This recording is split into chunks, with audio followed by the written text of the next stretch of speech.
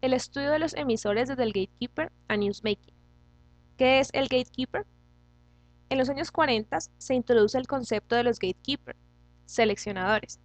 Este concepto fue incursionado por Kurt Lewin, quien afirma que los emisores tienen la función de introducir conocimientos a los medios.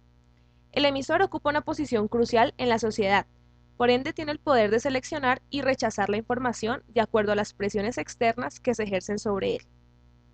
Los emisores como productores de noticias se caracterizan por ser los sujetos planificadores, los que ejercen el control, aquellos que definen el tipo de información, investigan al público y seleccionan los hechos. Es por eso que se estudia a los gatekeepers para analizar cómo se controla la información. Los gatekeepers se estudian a través de dos corrientes filosóficas, las cuales son la sociología de su formación profesional. Consiste en estudiar a los emisores desde sus características sociológicas culturales, los estándares de carrera que siguen, los procesos de socialización a los que están sometidos, entre otros. Desde esta perspectiva, son estudiados algunos factores externos de la organización del trabajo, que influencian los procesos productivos de los comunicadores. La lógica de los procesos. Consiste en la organización del trabajo, cuyo énfasis es la construcción de los mensajes. Estas determinaciones son decisivas en la noticia, que es el producto final. Por otra parte, existen dos fases en las que los gatekeepers realizan sus estudios de selección, centradas en el papel del aparato como institución social y en una visión del sistema. Es decir, que se elimina el carácter individualista de la actividad del gatekeeper, ya que el público no es conocido por los emisores en un contexto profesional, organizativo y burocrático, sino que hacen un estudio generalizado de la sociedad y de esta forma construyen la redacción de la información. Además, mantienen una línea editorial y política de la prensa. Así lo menciona Brett en 6 motivos en los que se orientan los medios antes de dar una información. A. La autoridad institucional y las sanciones. B. Los sentimientos de obligación y estima hacia los superiores. C. Las aspiraciones a la movilidad profesional. D. La ausencia de fidelidades de grupos contrapuestas. E. La naturaleza agradable del trabajo. Y F. El hecho de que la noticia se ha convertido en un valor. El estudio de la distorsión involuntaria. La información es tratada por una organización periodística. Consecuentemente, se manifiesta un tipo de aberración de la información, la cual no es causa de la autonomía profesional, sino de la forma de la organización y de la institucionalización del desarrollo del periodista. Se llama involuntaria porque la distorsión es inconsciente, puesto que hay presiones externas. De esta manera, enfatizan en la realidad social y penaliza aspectos en favor de unos pocos. Y como la información es símbolo de conocimiento, entonces estos pueden trastornar la imagen que el público tiene de la realidad, ya que los mensajes siempre producirán un efecto. La información se antecede de un acontecimiento o un hecho que ocurre. A este acontecimiento de información se le llama newsmaking.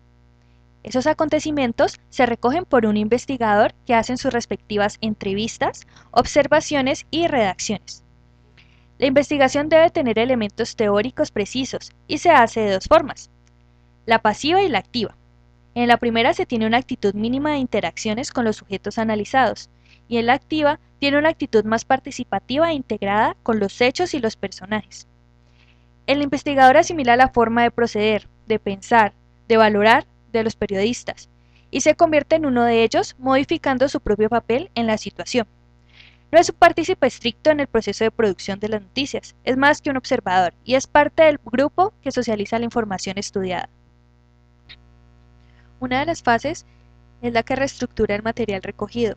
Esta reorganiza las observaciones dispersas y fragmentadas hasta llegar a lo más general, según las características de los procesos sociales estudiados. Por otro lado está el periodo de observación, que consiste en tener acceso al aparato periodístico y comprende un breve tiempo que sirve para familiarizarse en el ambiente. El tiempo de exposición de los aparatos es breve y la información debe deshacerse de efectos ambiguos. El tiempo expuesto de la información en el aparato debe tener resúmenes de los acontecimientos significativos e interesantes.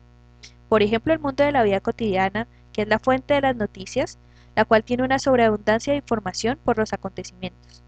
De esta forma el aparato selecciona los hechos, reconociendo un suceso específico, y este se selecciona de acuerdo a las características del acontecimiento, el cual puede ser de una forma social, económica, política y psicológica, que transforma el hecho en particular.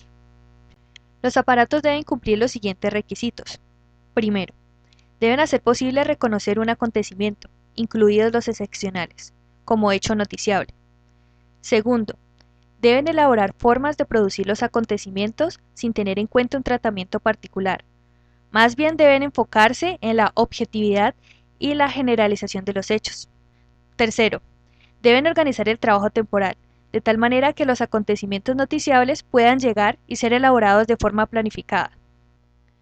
Entonces, el emisor tiene un efecto en las masas, debido a que la producción de información se basa en la cultura, a través de códigos, estereotipos, símbolos, tipificaciones latentes, representaciones de roles, rituales y convenciones, relativos a las funciones de los media y de los periodistas en la sociedad, la concepción de los productos noticias y a las modalidades que dominan su elaboración.